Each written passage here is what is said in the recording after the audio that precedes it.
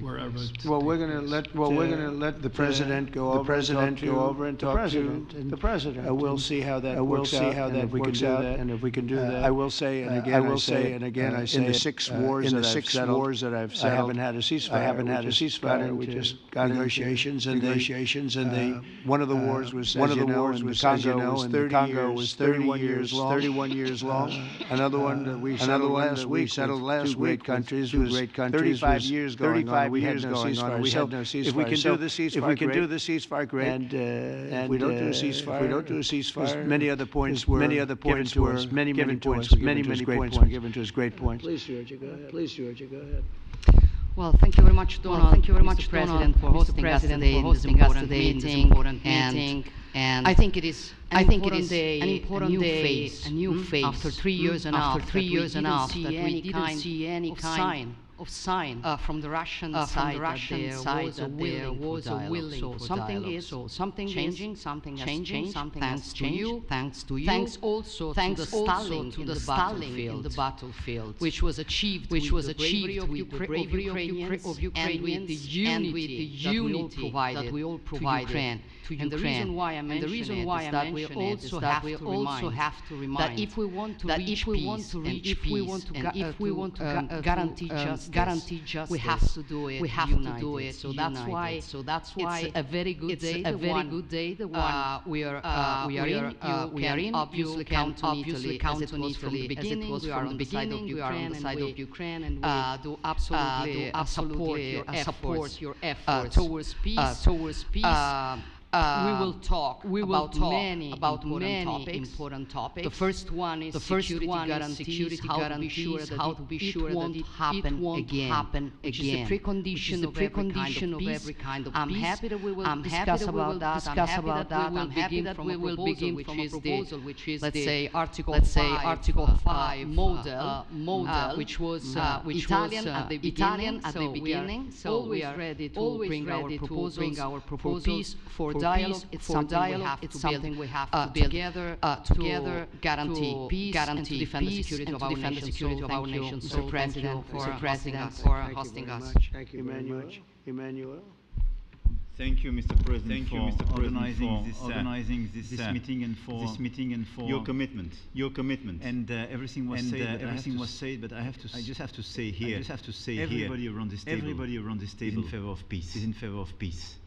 And we worked very hard during the past few years to have a peace which is a robust and long-standing peace. This is why the idea of a trilateral meeting is very important, because it's the only way to fix it. And by the way, I think as a follow-up, probably a quadrilateral meeting about security guarantees, we speak about the whole security of the European continent. This is why we are all united here, Ukraine, on this matter. In order to organize such a trilateral meeting, your idea to ask for at least to stop the killings, as we discuss, is a necessity. And we all support this idea. And in order to have such a long-standing for Ukraine and for the whole continent, we do need the security guarantees. And the first one is clearly a credible Ukrainian army for the years and decades to come. And the second one is our own commitments. And we worked very hard during the past few months among the coalition of the willing, with the support of NATO, to build the different pillars of security guarantees and our commitments. You can be sure that the Europeans are very lucid about the fact that they are fair share in this security guarantees for Ukraine, but their own security is clearly at stake in this situation. So you can count on us, as we can count on you, in order to deliver this peace for both Ukraine and Europe. Thank you very much, Mr. Prime Minister. Thank you very much, Mr. President. Thank you for hosting us here. Can I start where Emmanuel started, which is we all want peace. war in Ukraine has had a huge impact, particularly on the Ukrainians who borne the brunt of it. But it's also had impact on Europe and on the United Kingdom. There's not a family or community that hasn't been affected. And when we talk about we're talking about the security not just of Ukraine, we're talking about security of Europe and the United Kingdom as well, which is why this is such an important meeting. As a group, I think we've had a discussion a number of times with the President to be able to be around the table, and I really feel that we can. I think with the right approach this afternoon, make real progress, particularly on the security guarantees. And your indications of some sort of style guarantees fits with what we've been doing with the coalition, which we started some months ago, bringing countries together, and showing that we were prepared to step up when it came to security. With you coming alongside the US, alongside what we've already developed, I think we could take a really step forward today, a historic step come out of this meeting in terms of security for Ukraine and security in Europe. I also feel that we can make real progress toward a just and lasting outcome. Obviously, that has to involve trilateral meetings, sensible next steps. So thank you for being prepared to take that forward, because I think if we can ensure that is the progress out of this meeting, security guarantees, some sort of progress on trilateral meeting of some sort to bring some of the difficult issues to a head, then I think today will be seen as very important day in recent years. In relation to a conflict which has gone on for 3 and a bit years, and so far nobody's been able to bring it to this point. So I thank you for that. Well, thank you very much. You know, it's very interesting because this is the first for the White House. You can't say that very often. Seen a lot over the years. Since 1799 to be almost exact. But this is the first where we've had so many prime ministers, presidents, the heads of European nations. And by the way, Alex, I'd like you to say a couple of words too. You're a young, powerful man. Before I finish up, I want you to say a couple of words. Go ahead. I'll take the notion of youth back to my wife and try to convince her.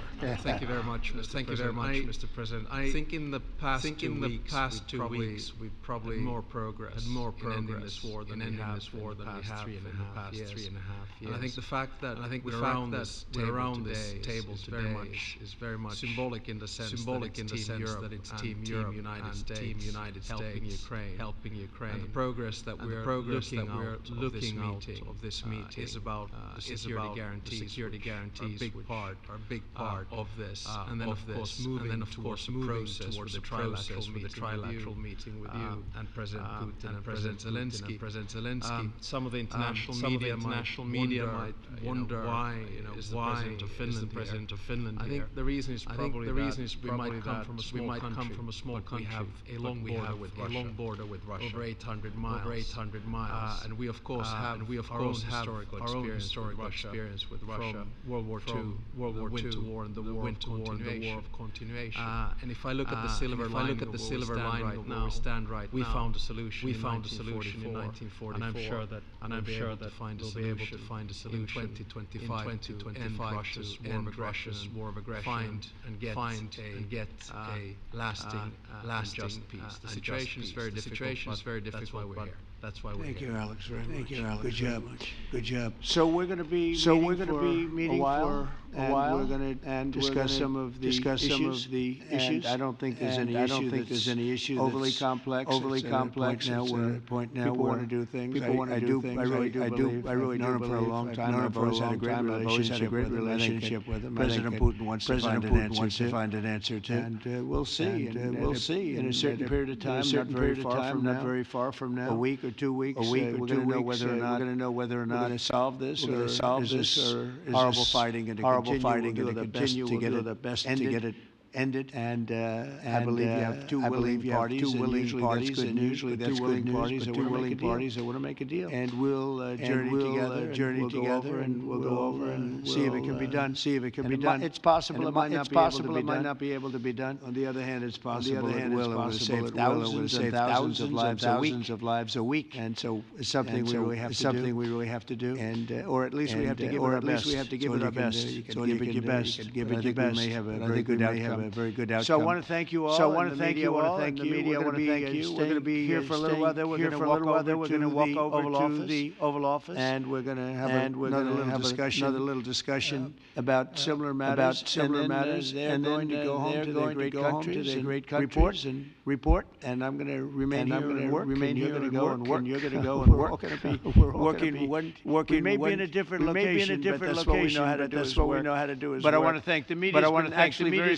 Generally speaking, very fair. I think it's important that they're fair because this is a very important subject. We have to get it ended. And so that's all we ask for. That's all we ask for. Thank you all very much. Thank you all very much. Appreciate it. Thank you very much. Thank you very much.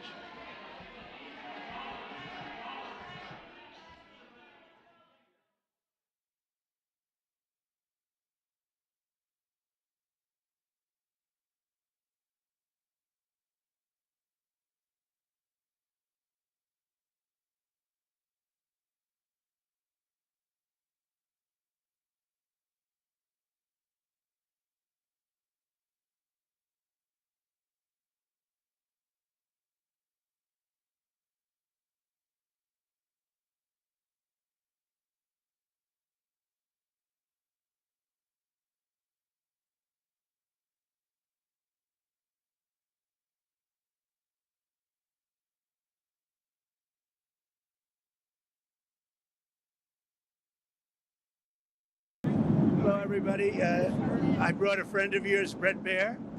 He's here. Brett, how you doing?